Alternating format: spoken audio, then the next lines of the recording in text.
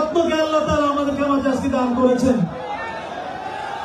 আমাদের মধ্যে এ পর্যায়ে আগমন করেছেন বাংলাদেশের এক নক্ষত্র, আপনাদের সকলের জনপ্রিয় কাছে প্রিয়, আমাদের জননন্দিত ধূমকেতুর মতো উদিত হওয়া বাংলাদেশের একজন আলোচক, বিজ্ঞ আলেম দিন ডক্টর মিজানুর রহমান আজহারি। আমরা আমার কালামকে অত্যন্ত আনন্দিত।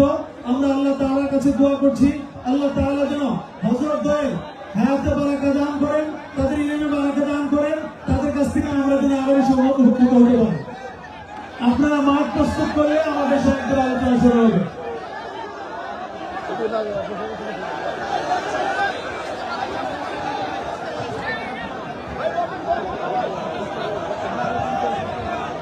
বসে যান, বসে গেলে আলোচনা শুরু হবে। বসেন বসেন বসেন বসেন।